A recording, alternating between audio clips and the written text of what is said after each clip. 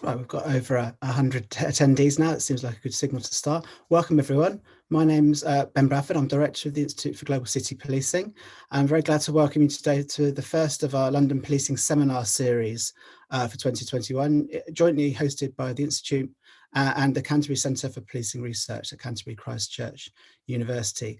This is the first of these events we've had for a while because of the pandemic, which makes today's subject even more relevant, of course, which is police perspectives on policing the pandemic. We've got a great panel of speakers.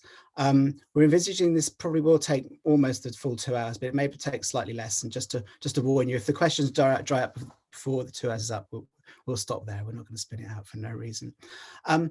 We're very lucky to have our first speaker, Assistant Chief Constable Owen Weatherill from the National Police Chiefs Council. And for those of you who know about these things, operational lead for Operation Tala, the police response to the pandemic. Owen's going to be speaking first for around 20 minutes. We'll then take questions for him there and then, because he may have to go and do some police work halfway through the seminar. And then we'll take the second and third presentations from Sarah Charman from University of Portsmouth and her team, and Arabella Ciprianides from UCL. We'll take those two presentations one after another, and we'll have a Q&A session at the end for those two presentations. Please use the Q&A function to raise questions, which I will then feed on to the speakers. We're in seminar mode, so everyone's got their cameras and their microphones turned off. And also do use the chat function if you want to make comments, or if you've got any kind of immediate points of clarification while the speakers are speaking, and myself and a couple of colleagues will be monitoring that to see if there's anything that we can respond to. Right, great. Without any further ado, Owen, I will hand over to you, probably to give a much better introduction to the work you've been doing than I've just given you, please. Thanks, Ben, and good afternoon, everybody. So as Ben said there, I am the operational lead for I think of Operation Tala, which is the national policing response to the COVID pandemic. And effectively that is there to provide a sort of an overarching national picture and the link into forces at a granular level. So I act predominantly as the conduit between government and the forces on the ground. I work with a chap called Martin Hewitt, who is, in police parlance, the gold commander. I'm the silver, and I look after effectively the day-to-day engagement with forces and government.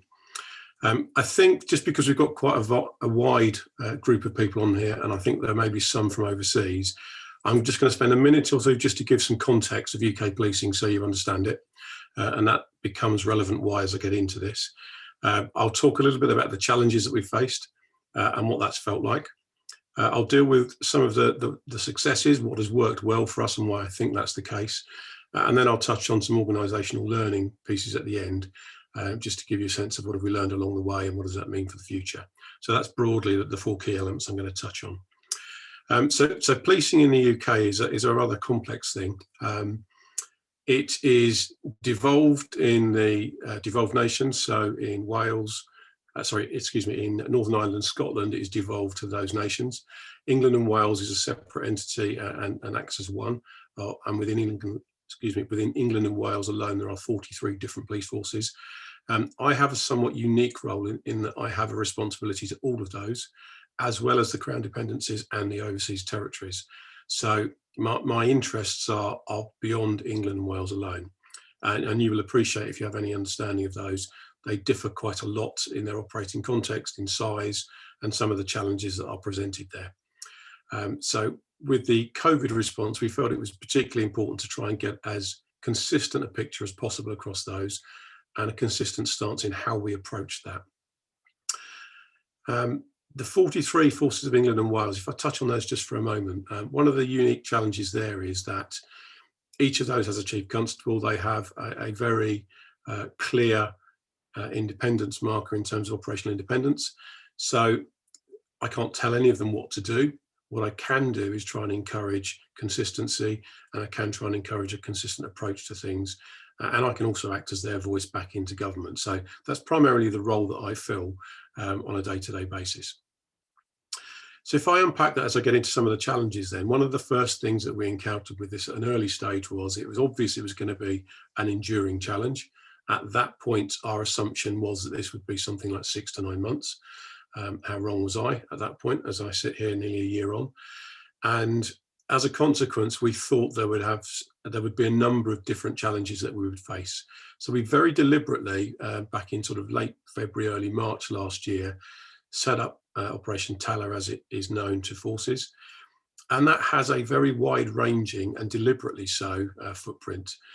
We started off with 13 individual different work strands that sit beneath me. They cover a range of different things. And to give you a flavour of the sorts of areas that covers, one looks after policy and legislation. We reasonably foresaw there would be new legislation and policy needed. That's turned out to be a much, much heavier demand than we ever expected because of the enduring nature and the changes.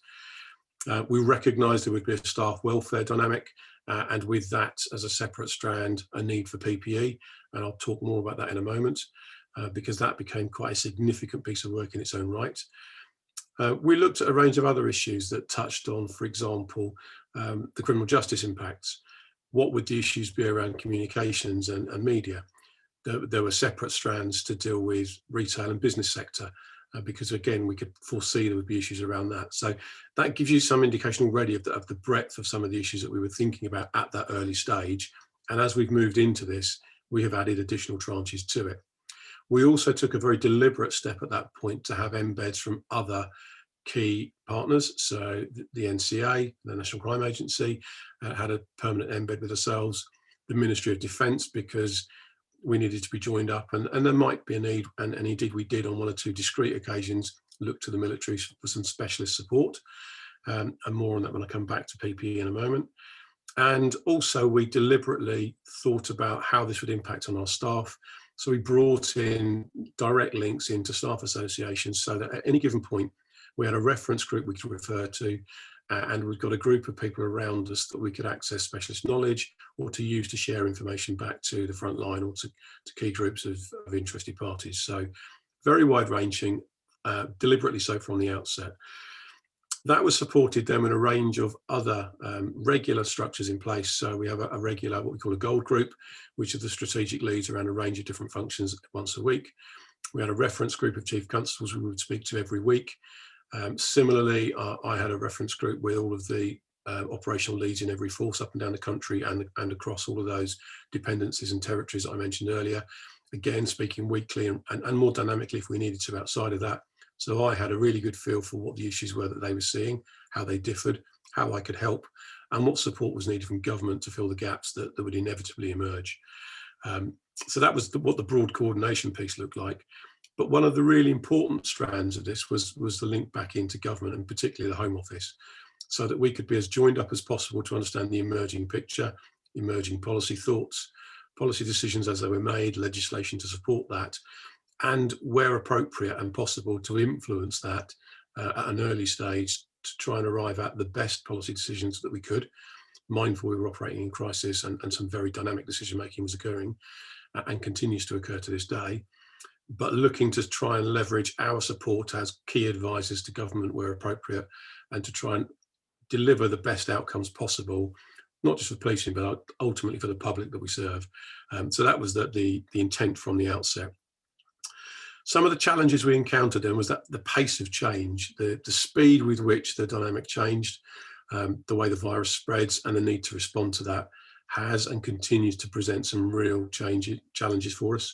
The most recent you'll have seen this week, and the need over the last week to swing into more responsive activity around the South African variant, stepping up measures at the border. What does that mean? And we're still in conversations around what that looks like now. So the reality for me on a daily basis is the ground shifts and changes. We have to adapt our stance very, very quickly sometimes.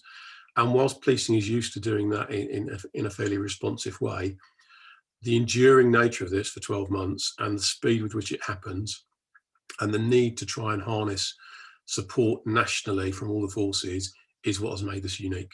And that's why I think the structures we have in place have served us pretty well. There are always things that we could learn better, of course there are, and I'll come to some of those. But I think this has served us very well so far and continues to do so, and we learn a great deal from it.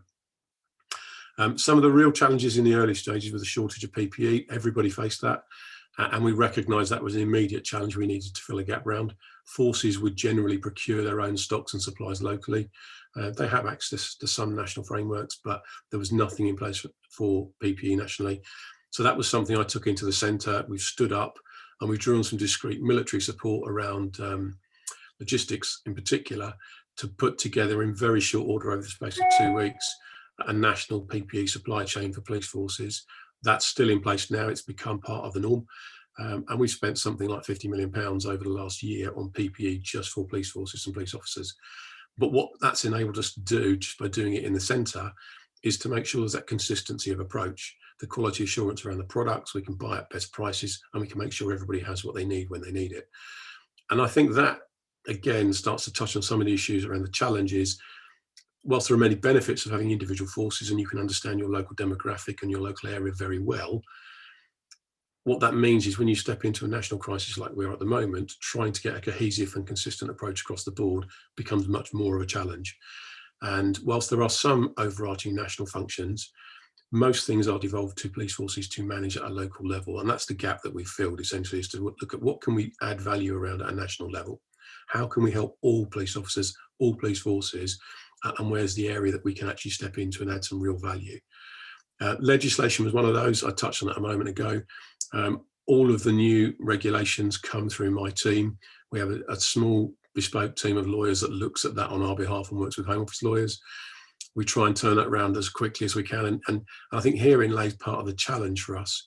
Ordinarily, new legislation in the policing context would perhaps take months, if not years, to fully work through into a refined product, signed off, and then delivered to forces with a training package. The norm now for us is we are developing that perhaps in 2 to 3 days, including the guidance to officers, and quite often that is landing with officers hours before it becomes effective in legislation. I can't think of a starker contrast in the operating dynamic than that compared to what we would normally have. So the pace with which we work is the real challenge for us. But yeah, we work with it, we adapt, and we learn as we go. But I think against some of those odds, we've delivered remarkable products for our staff on the front line. Yes, there have been some confusing messages on occasion. That's inevitable in crisis. But I think that one of the guiding principles, which again came out of those challenges and recognising we needed to have something as a backbone to try and work with, and I think is one of our key successes, is something we term the 4 E's. So this was the approach that we would encourage all officers to adapt on the ground when dealing with something which was a COVID-related matter, which might have some degree of breach of the regulations involved. And that's really simple, that we would engage with the public, we would explain what the regulations and the rules were, encourage them to comply, but only if we really, really had to enforce it. And as much as enforcement is a really easy thing to measure, the first and the front end of that, the first 3 E's, that is where the bulk of our work has happened and continues to happen on a day-to-day basis. And I think that of itself is something of a success. So even now, a year into this, I think our latest statistics that have been published are indicating something like the 40,000 mark in terms of fixed penalty notices so far over the last year in England and Wales.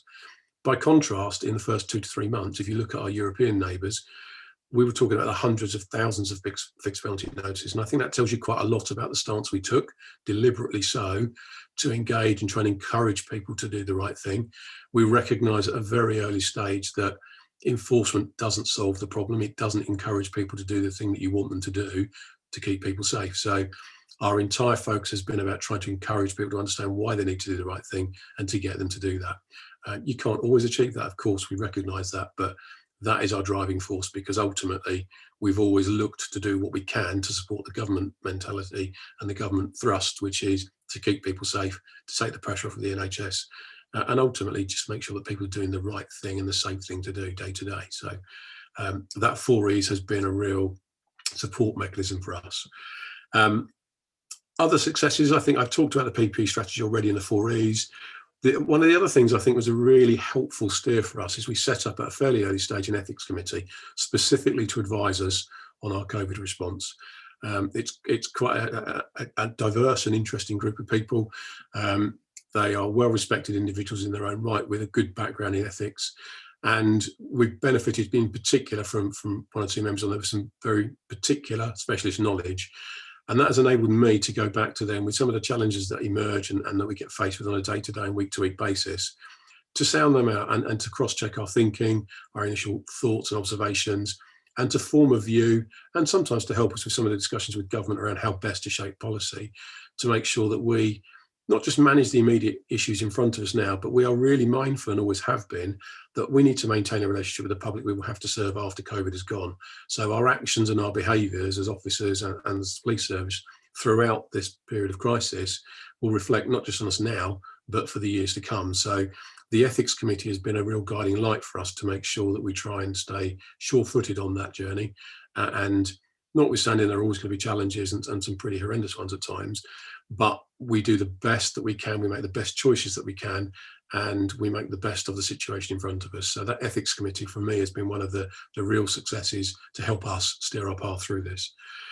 The other successes, I think, are around the relationship we developed with the Home Office. We have, in the last year or so in particular, really refined that and honed that in. So I probably spend as much time talking to colleagues in the Home Office on a daily basis as I do to people in police forces up and down the country. And that's deliberate. That's because that's where I can have the most influence for policing. It's where I can give the best advice to government. And it's where I can try and drive out some of the decisions and the policies that will give the best impact ultimately for the public that we serve, and to make sure we're on the right track and the right balance, and we try and get things to the optimum position that we can, accepting, of course, as I do, that this is an imperfect set of circumstances we are dealing with. It's pretty unique, and it's certainly unique in my lifetime, and some of the decisions we have to make are unusual ones and often very fast-paced ones. So that means for me that relationship with government becomes even more important, and that's how I can deliver the best for policing and for the public. And then that takes me kind of nicely on, and I won't go on too long on this, Ben, because I'm conscious of time, but the organisational learning was a very deliberate strand from the outset, because we recognised that we would learn things through this that would serve us well for the future. We recognised as well that things would probably look different on the other side of COVID, therefore there would be something about reforming how we do things, and that could come in any number of different forms. We didn't quite know what at the outset, but we've had a very deliberate strand of work around recovery and organisational learning reform from the outset. And I think that's one of the key learnings I took from previous pieces of change work in earlier years before we got over to this crisis. Was, I think if you plan for the outcome at an early stage and you plan for your exit route from the very beginning, you start to develop a better understanding of how you work yourself out of it and what some of those learning experiences are along the way and how you best apply them afterwards. That has become an incredibly busy strand of work. We've done something like 48 different knowledge sharing events with forces so far. We share the product of that on our knowledge hub, so that all forces have access to it. We've harnessed some of the supports we've had from a range of different providers externally. We've already worked with a number of academic institutions. One, for example, has looked at PPE fatigue and how we can use that to maintain staff welfare, optimise the use of PPE and make sure some of the messages stay current and fresh, and we've got people doing the right thing, looking after themselves and their colleagues. We've developed a thing called the Top 10 Learning Survey, where again we share dynamically what that is from forces into other forces so they can use that for their own developmental purposes and to make sure they stay ahead of it. I've touched on the Ethics Committee already. And I think some of the emerging things which are clearly, I mean, real top line things which I think is worth sharing here. The remote working, as you might assume, has been an interesting challenge for us to get our heads around, because that's not our conventional workplace. But we've had to operate very dynamically. So, you know, in my example, my entire team is working virtually. There are people working for me now, and I haven't ever met in my entire working career. I probably may never meet, but the circumstances mean that's how we need to operate. But we've been able to do it effectively. We've adapted our IT to do that. So there's something here about what does that mean for policing in the future, and what elements of policing can we do differently in the future because of the experience we've had through this. So that will be an enduring learning exercise that we can and we will apply differently. PPE is an interesting one as well, because some of our work we've done on that has got a demonstrable link there to legitimacy, and the public view of what they see us doing and wearing influences them and their inclination to follow the rules or not. So there's a really direct link there between the example that we set, not just for our own safety, but the message we send to the public, and that's come through loud and clear. And then, of course, you've got the other benefits of some of the other things that we've put in place as a consequence of this, which probably will serve us well for the long term. So, for example, we put together very deliberately a service delivery pack of data across forces. Forces collect data differently locally. So to try and get an understanding of what the picture and the emergent challenges might be, as well as the impacts of COVID across the country, we deliberately put together a national data set across a benchmark of measures so that we could quantify that on a universal basis nationally and see what those impacts look like and what that was meaning for some of the demand coming in and what we might need to do differently. So again, that's not something we've done before. It's something we've certainly learned from, and I think we'll look to evolve and develop that further over the years coming, because we recognise now there is more that we can do in the centre nationally to help forces, but also to provide that better and clearer picture nationally of what policing is doing, can do, and how it's changing and adapting. So I think I'll probably pause there, Ben, because I think I've gone for just under 20 minutes and you wanted me to keep it to 20 minutes. That's great. Thanks so much. And thanks again for coming. It's obviously a real coup for us to have you here today. Academic research on policing often starts of necessity and frequently by design at the grassroots level. So it's really great to have a kick-off from the actual national picture and someone speaking from the centre, as it were. It's pretty unusual. Brilliant. Our next speaker, or speakers, is Sarah Sharman and her team from University of Portsmouth. And they're going to be talking about what sounds like an absolutely fantastic program of research they've been conducting down there since, I guess, April, Sarah, but I'll leave it to you to explain what's been going on. Thank you very much, Ben, and thank you for the invitation to present this research. This is its first public airing, so it's great to be here. The research started back in July of 2020. It's been funded by the ESRC. And as you can see there from that introductory slide, there are a team of 7 of us involved with this project. 3 of those, Camille, Geoff and Aaron, are actually working full-time as researchers on the project. So it's a big project and we're very hopeful for a lot of outputs coming from it over the forthcoming months. The aims of the project are to look at the impact of pandemic policing on both the police and the public. And it's a collaboration between the University of Portsmouth and Hampshire Constabulary in England. And what it's trying to do is look at to analyse the experiences of police officers and police leaders in what we know are exceptional circumstances, and to try and explore the physical and the psychological challenges of pandemic policing. And it hopes by doing that we will have evidence of organisational resilience, we'll have evidence of effective decision making, for example, strategies for future service delivery, and also to consider the impact of the pandemic upon police wellbeing. Now, there's another side to the project as well, which we're not going to have the opportunity to discuss today, but that's looking at the worldviews of individuals, of members of the public, and whether and how that influences their perceptions of COVID-19 restrictions, their willingness to comply, and also to look at what the drivers of compliance and non-compliance are. So that's another aspect to the research that we're also looking at. So in terms of the progress that we've made so far, and you can see from this slide, we're at an early stage of the development of not only the data collection, but also the data analysis. The first work programme, as I mentioned, was to look at the experiences and challenges faced by police officers and by police staff. We completed the online survey of Hampshire officers and staff back in the summer of last year. We are nearing completion of 40 interviews with police officers. We've collected 95 video diaries from various police officers, and we're still in the process of analysing body-worn video footage. In terms of the public side to the research, looking in relation to public perceptions of COVID, we have collected the data from an online survey of members of the public once. We were so excited by the results, we're now doing it again during this 3rd lockdown in the UK. And we're also almost through collecting the interview data as well from 40 members of the public. And then we get on to the 3rd stage of the research, which is to synthesize really all the aspects of the research that's gone before it in order to consider the development of policing policy and practice. It's that organisational learning that Owen was just referring to that we want to go on in stage 3, where we look at focus groups with senior leaders, and that will be taking place towards the late spring during this project. So in terms of what we want to do today, after I've finished the introduction to this research, I will pass over to Camille and Geoff, who are going to be looking at an analysis of the police survey that we conducted last summer. I'll then pass on to Paul Smith, who will be analysing the body-worn video footage. And then I'll come back at the end of the presentation to look just briefly at the police video diaries and the analysis of that. And also hopefully to offer some summaries, some conclusions in terms of where we are now, and certainly tentative thoughts about where we may go with this in the future.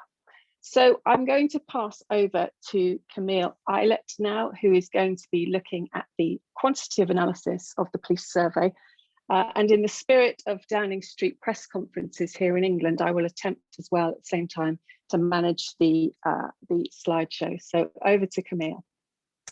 Thank you, Sarah. Hello, everyone.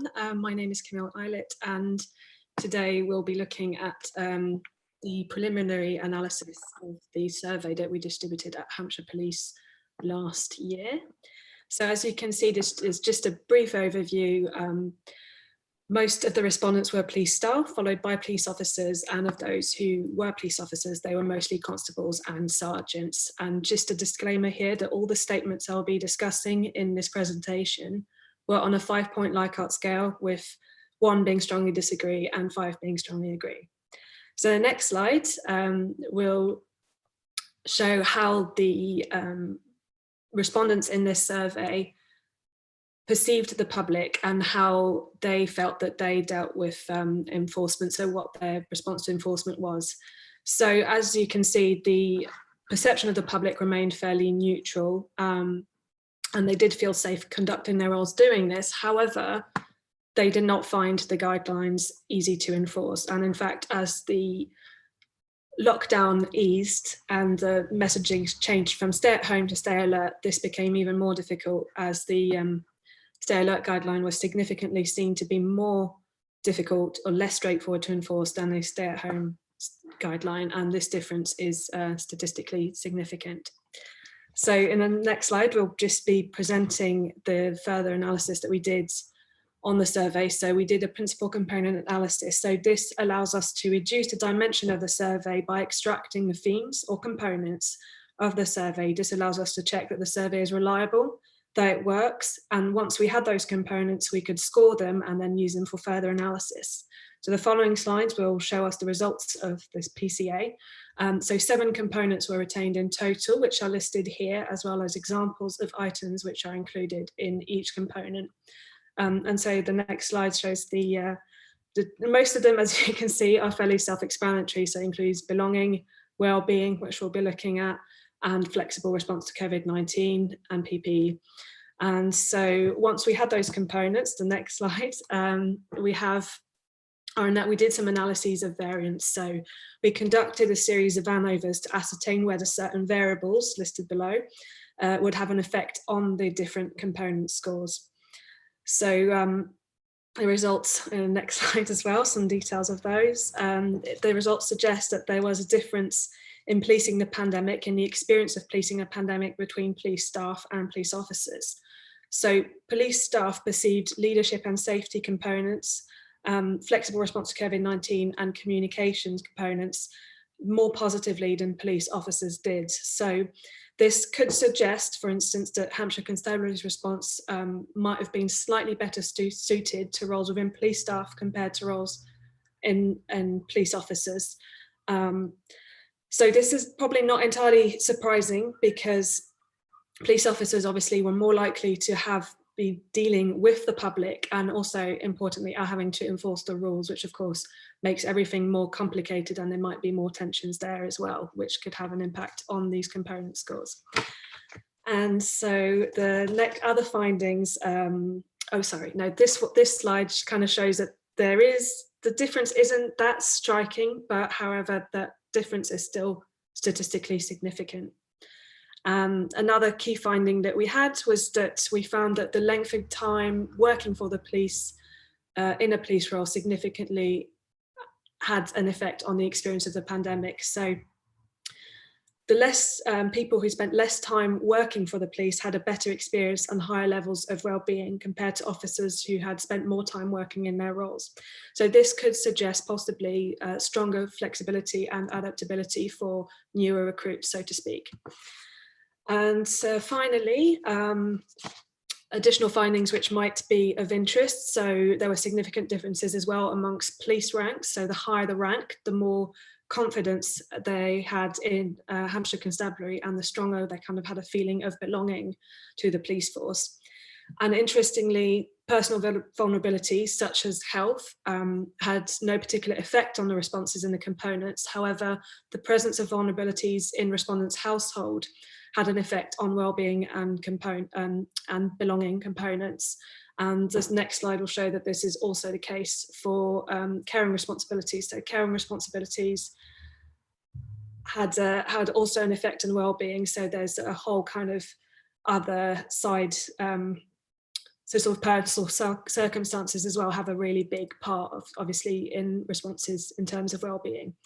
So this survey really kind of just gives us an overall view of the experience of policing the pandemic. So the other methods that are used in this research are really helpful in order to see, you know, to get a fuller picture of the experience of police during the pandemic. So I think this is the perfect time to hand it over to Geoff Newiss, who will be talking about one of these methods. Thank you for your time.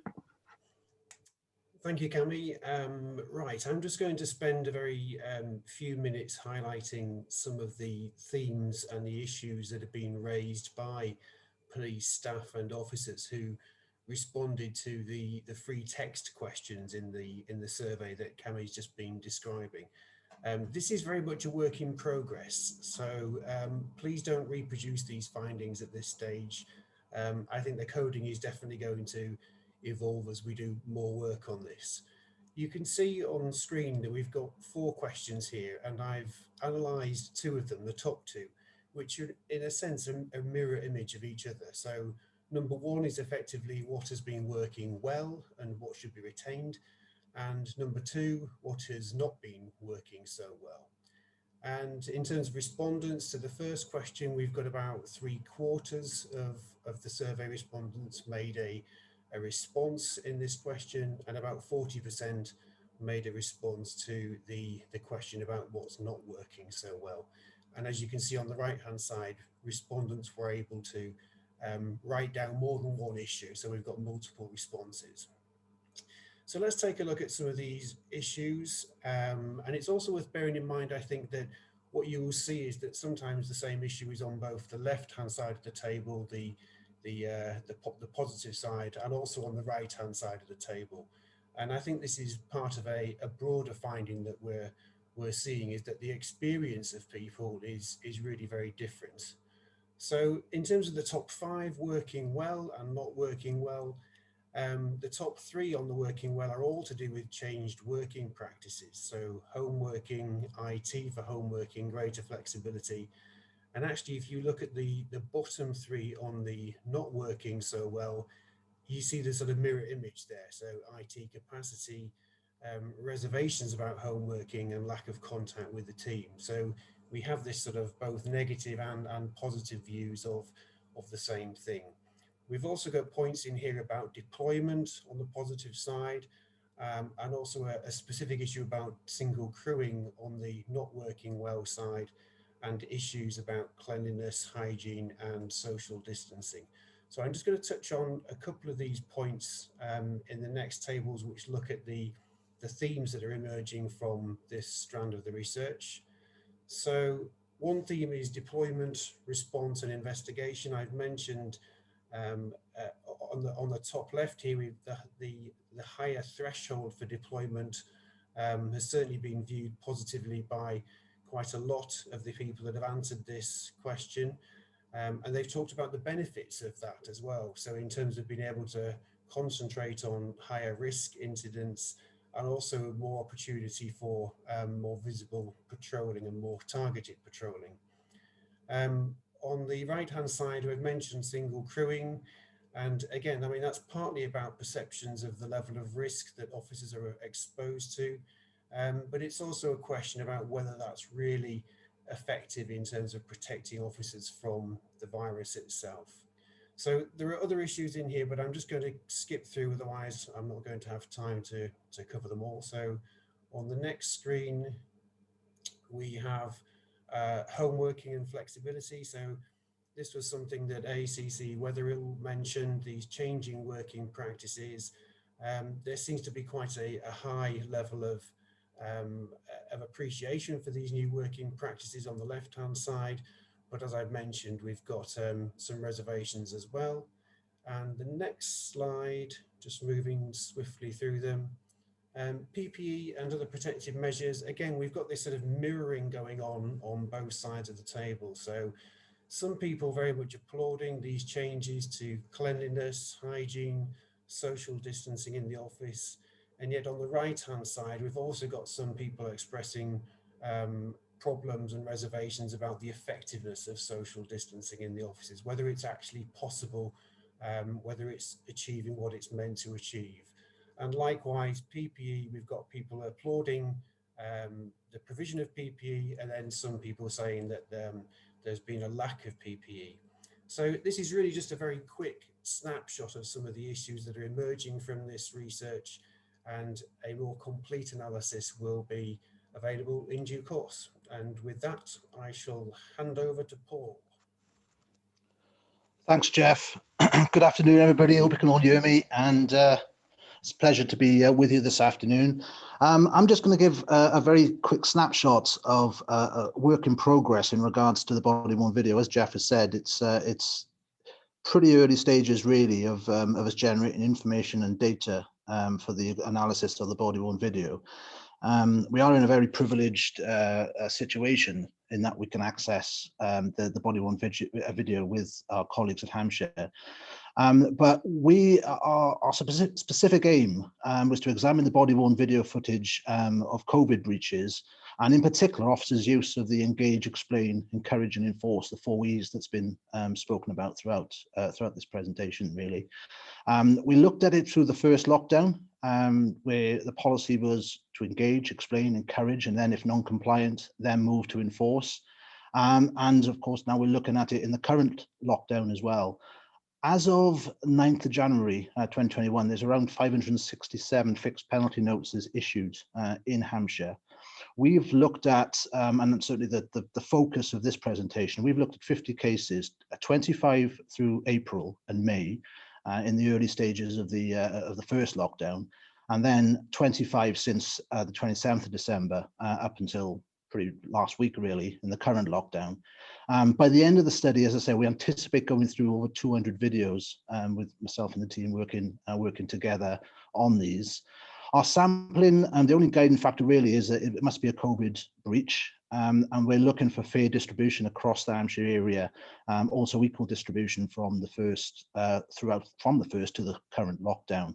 So again, just a snapshot of the year. And on the next slide, just quickly overview of the body-worn video survey that we've done.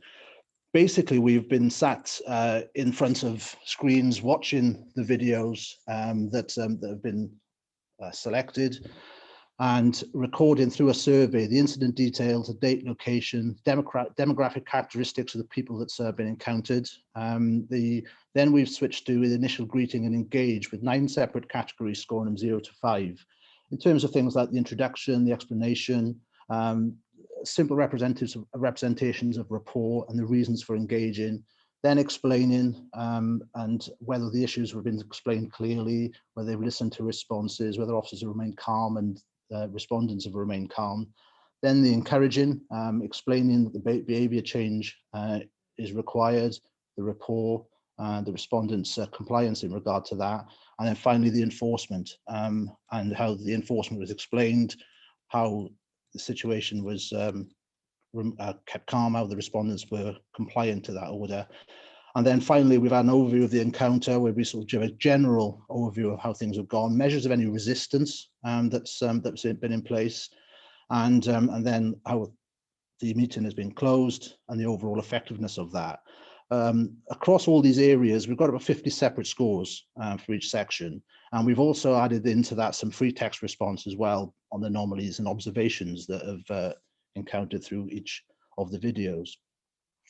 And then on the next slide, as I say, it's very early days yet, and we've got a lot of analysis to do on the data. It is a really rich source, but sort of quite plainly, there is a significant difference. The one thing that really has shone through this is a significant difference between the scores in the first lockdown and in the current lockdown, as I suppose to be expected to a certain extent. And then you can see the averages there, that is a significant difference between the two. And in my final slide, because I'm conscious that we are strapped for time, just in general outcomes initially and our sort of initial interpretations of that. And I think certainly more anecdotally from viewing the videos as well, in lockdown 1, the general variability, there is a general variability regarding whether to engage, explain and encourage or go on to enforce. This brings apparent difficulty with officers' interpretation, certainly in the first lockdown, with some moving straight to enforce. Even on occasion, some people who were in breach were willing to move on. Then fast forward to lockdown 3, and look at the data, there seems to be, officers seem to be much more clear on the actions. They go through the rules in detail. Most tend to justify their responses and the need for enforcement through that. And there's much more consistency within the officer's response, and that's sort of plainly observed in the quantitative assessment of the scores as well. There is some discussion in some of the footage in respect of the interpretation of the law, which is more pronounced in lockdown 1. It seems more nuanced in the current lockdown. In the majority of cases where there's a clear breach, officers are very much more confident. But in some of those cases, the officers seem a little bit more unsure and seek assistance and advice in that regard.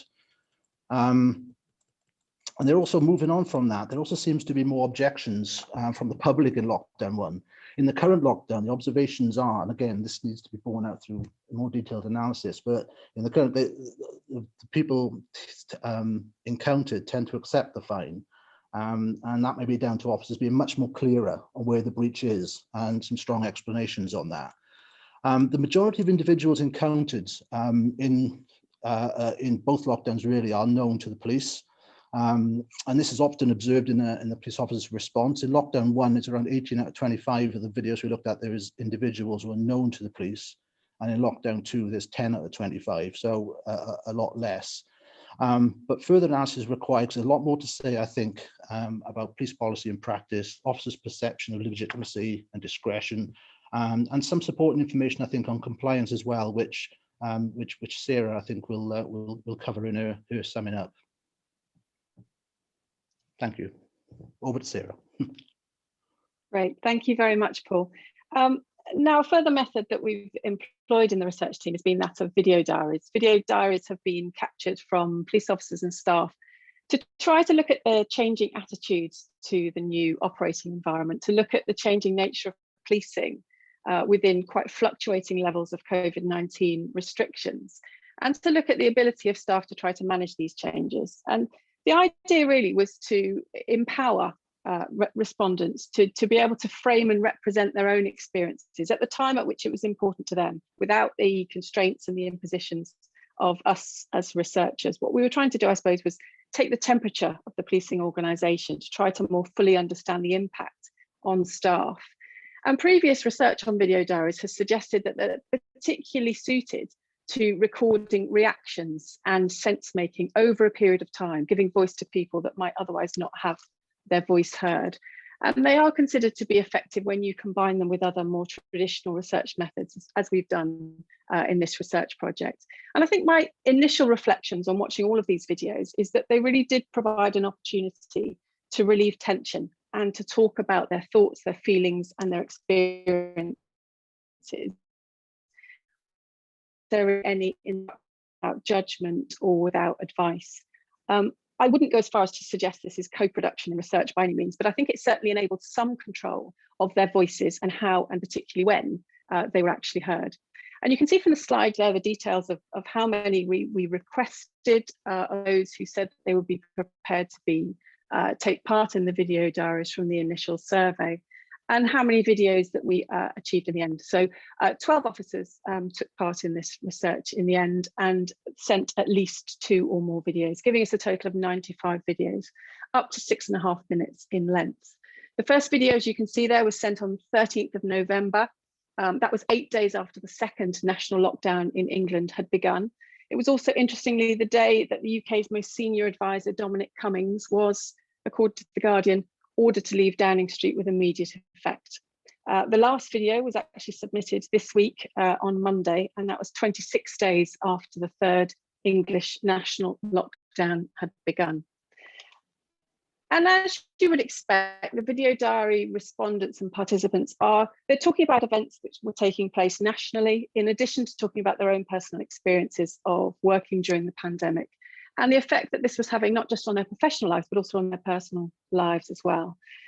But I think we can categorize the areas of comments that came from the video diaries into 3 different sections, talking about external issues, particularly the national situation around lockdowns and the public, internal comments around such issues as home or online working, staffing, workload, enforcement, for example, and also well-being. I would say those are the 3 main categories that the respondents were covering.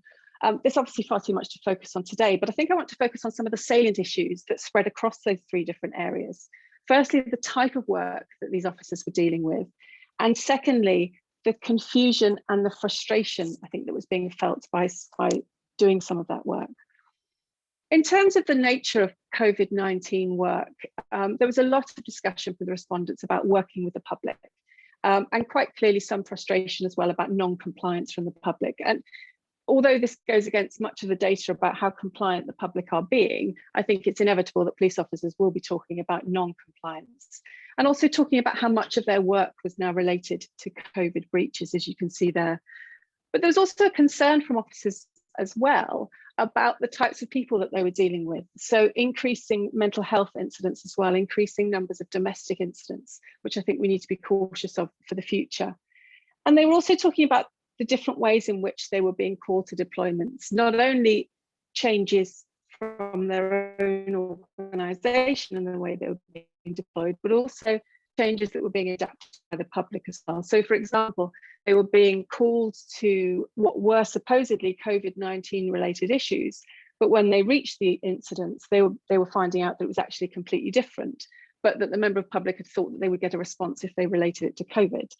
For example, there were other examples of suspects claiming to have COVID in order to be transferred to hospital rather than having to stay in custody. And a lot more statement taking over the phone, which some officers were concerned about in terms of the quality of the contact with both victims and witnesses. Now, an impact of this, I think, as the pandemic has developed, is that there has been an inability to put regular policing on hold indefinitely. I think in the early stages of the pandemic, with changes to deployment, this may have been the case, but I think with what many police officers would argue are slightly looser lockdown regulations in lockdowns 2 and 3, increasing numbers of infections and self-isolation has meant that there is further strain on the police service. And so officers were talking about the increased workload for them, and particularly with fewer members of staff, which was proving to be a challenge for some. Much of the content in the videos submitted, although relating to different themes, as I identified in an earlier slide, they seem to coalesce around 2 broad themes of confusion and frustration. Firstly, confusion and frustration at the changing national situation and the regulations involved. And you can see that with some of the examples of the quotes there, where officers were talking about not necessarily knowing which tier they were in as things were changing so quickly, not understanding the regulations, and not just an inability to keep track of changing regulations, but in some cases the potential to interpret the legislation in different ways and officers not knowing the difference. I think Hampshire were in a unique position actually of being the only police force in England and Wales that were in tier 1, tier 2, tier 3 and tier 4 at exactly the same time in December, and that was proving quite a challenge in many ways.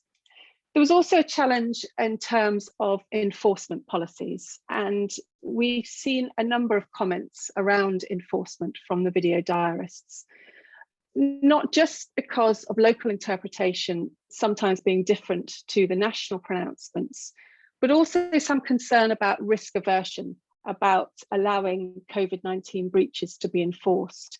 There was some mention from some officers about this being a concern over the public response, no doubt borne out from what was happening in Derbyshire Police and the Chief Constable having to apologise there for some COVID enforcements.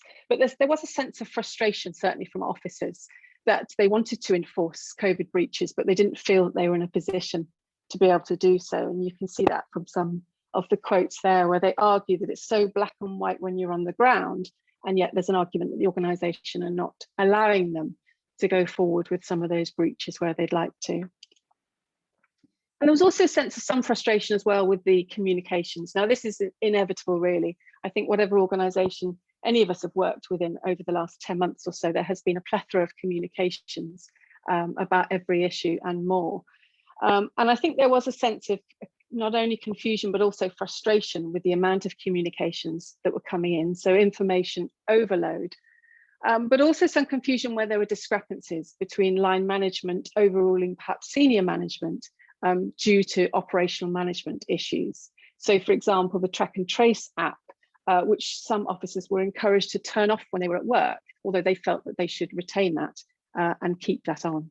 So just some very early stage analysis of some of those video diaries at this stage. And as we've said, I think consistently during this presentation, we are still at the stage of data collection, and we're still at the very early stages of some aspects of data analysis. But I think there's already an indication that policing this pandemic has been very dependent, I suppose, as with the rest of the general population, it's been very dependent on who you are and what your conditions of work have been.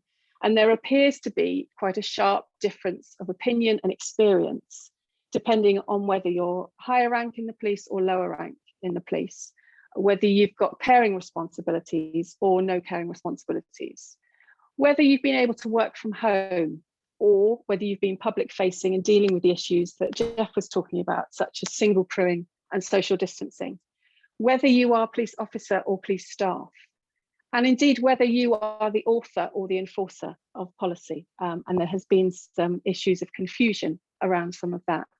So I think what we then need to consider, and we certainly will as the analysis develops, is firstly internally, what does this mean for both police well-being, but also importantly as well, what does it mean for organisational commitment and intention to stay or intention to remain within an organisation? We know from other research that the number of those voluntarily leaving the police service has been rising for many years. What will be the impact of the sense of fatigue, I think, that many officers are feeling on the levels of officers remaining within the organisation? And linked to that, what does that mean as well for a sense of organisational justice? What does it mean for those who haven't been able to work from home against those who have? What does it mean for those who haven't felt safe as opposed to those who have? And then I think there's so much that we need to consider externally as well. What is the impact of all of this on police legitimacy, particularly if some of the changed deployment practices that we're noticing continue into the future? What does this mean for public satisfaction and confidence, particularly if we move to enforce earlier? And Owen was talking about this in response to one of the questions. Enforcement is a tricky issue, and one that I think the police are well aware that they need to be very careful with. What is lawful is not necessarily legitimate. So we need to keep an eye on what's happening in that regard. What's the impact of all of this as well on police discretion? The reduction in the amount of police discretion is obviously regularly bemoaned by frontline officers. But if there are concerns to improve levels of public satisfaction afterwards, will this impact again on this issue of police discretion? What will be the impact of all of this on the police role? And I think particularly if the police are involved with even more mental health incidents than they currently are involved with, what would that mean for what the police can manage, what their capacity is around dealing with mental health incidents? And what in terms of the model of policing by consent, the very notion of the bedrock of British policing in this country, how will that be impacted by the events of policing the pandemic?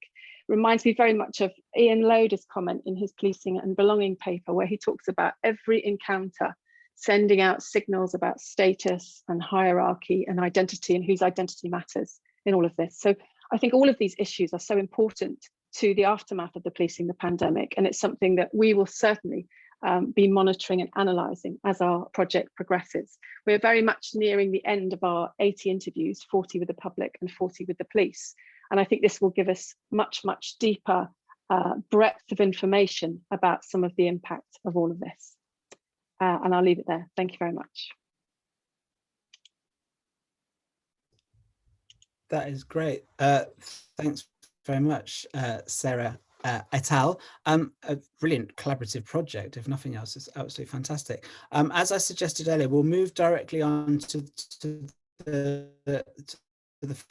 final presentation, and then we'll take questions on the last two presentations in one go at the end. So our final speaker is Arabella Ciprianides from University College London, and soon to be based at Keele as well.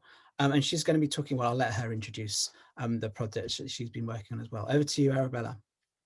Hi, everyone. Can you hear me okay there, Ben? I was losing you. Yeah, I can. It was your internet and not mine. Okay, great. So hi, everyone. Like Ben said, I'm a research fellow. I work within two academic policing collaborations. One is the Institute of Global City Policing at UCL, and the other one is CPAC at Keele University. Today, I'm going to talk you through one study, unlike Sarah's team's very impressive array of studies, which I found very fascinating. The one that I'm going to be presenting today focuses on the ways in which the COVID-19 policing context might have impacted on those police officers tasked to police the pandemic. And the focus will be on the ways relating to police officer well-being and to their commitment to democratic modes of policing at times of emergency. So there will be some clear overlaps with what Sarah's teams has just been talking to us about. I'll try to not dwell too much on things that have already been said as I introduce this study. So police officer commitment to the notion of policing by consent and democratic modes of policing lies at the heart of the British policing model. And policing the pandemic was not exempt to this. As we've already heard about today, the College of Policing and the National Police Chief Council jointly issued guidance advising police officers to adopt this 4E approach to the enforcement of the coronavirus legislation. At the height of the pandemic, and indeed throughout the pandemic, as touched upon by Owen and as described by Sarah's team, the advice was to first engage with the public, so ask individuals about their circumstances when they are outside and listen to their responses. Second, explain the social distancing regulations and why they are in place, including risks to public health and protecting the NHS. Third, encourage individuals to follow the regulations and return home if they have no reasonable grounds to be outside. And finally, only as a last resort, officers may enforce the law. So fining people for breaching the legislation and using reasonable force to return individuals to their place of residence. So obviously there was an emphasis on securing consent-based compliance with the restrictions rather than via any deterrent threat. And as Owen mentioned in his talk, it seems that the UK police relied far less on any formal sanctions such as fining than some other European forces. Yet the COVID-19 pandemic created social upheaval and it altered norms for members of society and for the police. So while securing public consent remained a core aim and policing in this sense continued as before, the pandemic had profound effects on police organizations, on the ways they work, on their relationships with the publics they serve, and of particular interest, of course, in the current study that I'm going to be talking you through today, on police officers themselves. So the pandemic extended the boundaries of policing well beyond that which had previously been understood by both police and the public as legitimate. It became illegal to be outside the home more than once a day without reasonable excuse. People could no longer gather or mix. Policing this was, of course, fundamentally new and therefore uncertain territory for most police officers, raising powerful questions about their relationship with the public and their legitimacy. At the same time, though, officers in the police organization were placed under significant stress as a result of dealing with the new situation, with potentially significant implications for the well-being of police officers and the ability of the police organization to function effectively and appropriately. So the effect of the pandemic on first responders such as the police though assumed by many to be profound, are only just beginning to be uncovered, explored, and quantified in the UK, as we've just heard about from Sarah and her team. So police officer health and well-being is, by the very nature of the profession, at increased risk compared to that of the general population, even before dealing with the challenges, stress, and uncertainty brought about by the pandemic. And the extent to which police officers experience that stress and diminished well-being and ill health may have important implications for their individual and collective ability to behave in the ways prescribed by the 4 E's in particular, and by the notions of policing by consent more generally. So how might have the COVID-19 policing context impacted on those tasked to police the pandemic? So there's 3 factors in the literature relevant to the current pandemic that we looked at that have been linked to police officer well-being and to adherence to democratic modes of policing at times of emergency in non-pandemic times. These are first the context within which police officers are operating in at the time of the crisis. So things like the internal structures of police organizations and the wider social and political context within which police are operating. Second, the sense of identification that officers feel with the police organization and the internalization of the values that the police represent. In other words, their relationship with the police and defining who they are in those terms. And third, the level of confidence officers have in their own authority. So we looked at the concept of self-legitimacy, in other words, believing, police officers believing that they are legitimate holders of the power vested in them. So at a time when the context of police operations shifted wildly, collective identities were activated in the fight against the virus. And the authority of the government sort of waxed and waned as a result of its mishandling of the crisis. Police officers were asked to take on this new and for many unfamiliar role of public health worker, at the same time as being tasked with enforcing a constantly evolving set of laws and guidelines. And it seems that this context is almost designed to weaken officers' confidence in their own authority, and therefore perhaps their ability to police in appropriate ways. So our work seeks to understand police officers' experiences and their perceptions of policing the crisis. These are the research questions that we had in mind, which sort of distill what I've been talking about so far.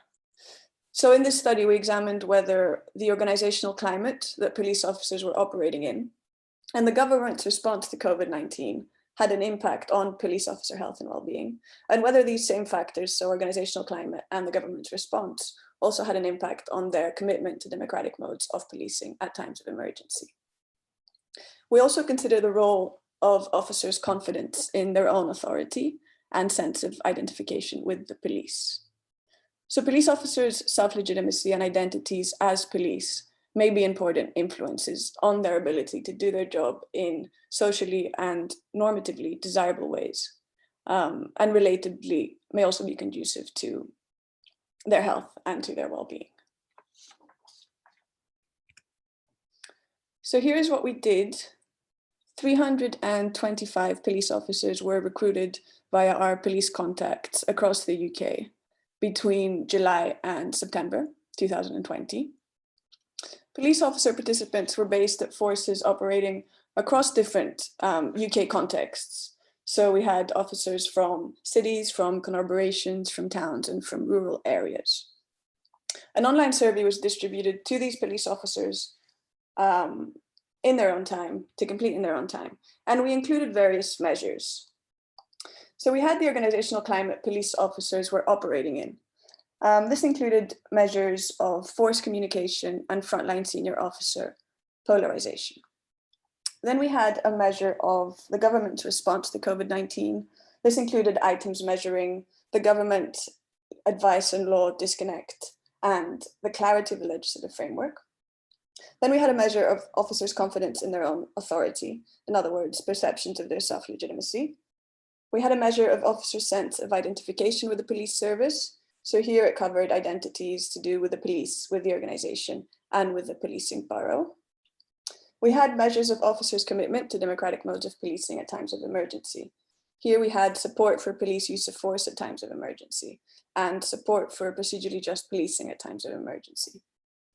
And finally, we had a measure of police officer health and well-being. So we asked police officers to rate the extent to which they support procedurally just policing, taking the time to explain decisions to members of the public, allowing those members of the public to voice their opinion, and treating everyone with the same level of respect, regardless of who they are and how they behave. And as you can see in the top table on this slide, police officers reported high levels of support for procedurally just policing at times of emergency. So 85%, 63%, and 68% of officers either agreed or strongly agreed with these three statements. But we also asked people to rate the extent to which they support police use of force at time of emergency by asking them whether the police should use more force or be allowed to use greater force to control members of the public. And as you can see in the bottom table on this slide, just under half of police officers sampled reported high levels of support for police use of force at times of emergency. To measure police officer well-being, we asked police officers whether their job pressures interfered with their family or personal life, and whether their job during this period was negatively affecting their physical or their emotional well-being. More than half of our sample either agreed or strongly agreed with these statements.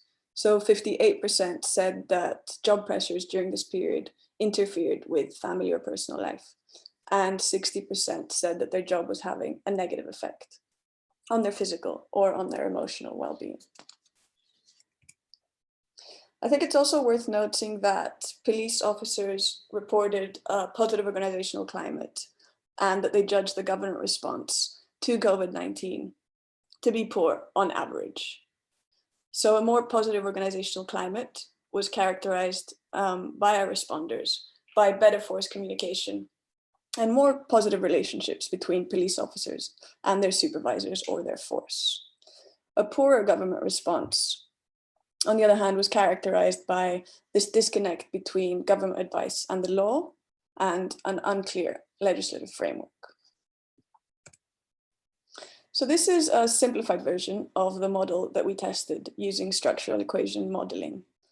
After validating our measures, we tested a model with support for procedurally just policing, support for police use of force, and police officer well-being as three separate outcome variables. And as shown in the figure on this slide, for each outcome variable, we investigated A, whether internally organizational climate and externally the UK government's response to COVID-19 were important, and B, whether police identification and perceptions of self-legitimacy explain variation in the three self-reported outcome variables. So I'll turn first to headline finding 1, which has to do with support for procedurally just policing. We found no association between the government response to COVID-19 and support for procedurally just policing. There was also no association between police identification. So this was identification as a police officer with their organization and with their policing borough. There was no relation between that and support for procedurally just policing. There was also no association between self-legitimacy and support for procedurally just policing. There was, however, a positive effect of the organizational climate that officers were operating in on support for procedurally just policing. So in other words, this adequate force communication and frontline senior officer unification was associated with more support for procedurally just policing. So put simply, a positive organizational climate was associated with more support for procedurally just policing. Moving to headline finding number 2, that has to do with support for police use of force. So again, here we found no association between the government response to COVID and support for police use of force. And there was also no association, again, between police identification and support for police use of force. There was, however, here a negative effect of organizational climate during COVID on support for police use of force. In other words, here, a positive organizational climate was associated with less support for police use of force. There was also a positive effect of self-legitimacy on support for police use of force. which was quite unexpected. So the more confidence police officers had in their own legitimacy, so higher levels of self-legitimacy, the more they endorsed the use of force. So put simply here, a positive organizational climate was associated with less support for police use of force. And here we see the potential negative correlates of police officer self-legitimacy, higher levels of self-legitimacy being associated with increased support for police use of force. Moving to the third headline finding, so police officer well-being. Here, again, there was no association between police identification and police officer well-being, but the other three predictors were associated with police officer well-being. So a positive organizational climate was associated with increased police officer health and well-being, while a poor government response was associated with decreased police officer health and well-being. And again, here we see the potential negative correlates of police officer self-legitimacy. Higher levels of self-legitimacy were associated with poorer police officer health and well-being. So moving on to a few discussion points regarding the effect of the pandemic on first responders, such as the police. First, a positive organizational climate seems to matter a lot. So in order to institute organizational justice, police leaders should probably communicate clearly and effectively with their staff and listen and take on board their perspectives. Our findings highlighted the importance of a positive organizational climate at times of emergency. So positive effects were found for an array of factors. So for protecting police officer well-being, for promoting a commitment to democratic modes of policing, for boosting officers' sense of identification with the police service, and for promoting greater confidence in their authority. We therefore provide evidence that good force communication and positive frontline senior officer relations were key to maintaining an appropriate police response during COVID-19 and to protecting the well-being of officers. My second point is that external relationships in a way seem to matter less. So we reported that although the government's response to COVID seemed to have a negative impact on police officer well-being, it didn't appear to have an impact on officer commitment to democratic modes of policing. So it seems that these latter outcomes, even during a pandemic, are framed through officers' relationships with the police service and not the government. And I think that this is an important point for police training, because protecting their commitment to democratic modes of policing is all about what the police as an organization do. My third point here is that self-legitimacy can have negative effects. So unexpectedly, our findings highlighted the potential knock-on effect of self-legitimacy. Higher levels of self-legitimacy were associated with increased support for greater police use of force and reduced well-being amongst police officers. So I think greater confidence in police officers' own authority may lead to better outcomes in normal operating conditions, as has been shown to be the case in existing research. But our findings suggest that having strong self-legitimacy might actually present a barrier to normatively desirable modes of policing in non-normal times. And just to sort of draw everything together into a conclusion, a key limitation of this paper that I have to mention is that, of course, snapshot surveys allow only correlational analysis. So we were therefore not able to demonstrate causality with the data that we have available to us. But the findings that I reported today hint at a complex dynamic in police officer experiences of policing the pandemic. Multiple and conflicting factors seem to have shaped the ways our respondents thought about their work during the crisis. What is clear, however, is that organizational climate was at the heart of this process. And on this basis, we might conclude that police organizations which do well in generating a positive organizational climate for their members will probably be in a significantly better position to deal with the crisis when it arrives. Officers may be more likely to maintain appropriate standards of policing and less likely to take time off for reasons of stress if they feel well supported by their employers. Thank you very much, everyone, for your attention.